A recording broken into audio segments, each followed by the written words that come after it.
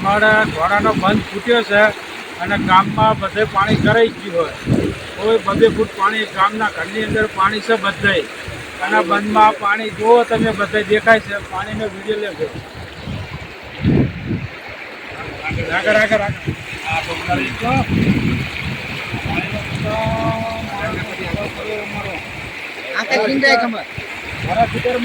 અમારા ઘોડા ફીટરમાં બંધ ફૂટાઈ ગયો છે બધું.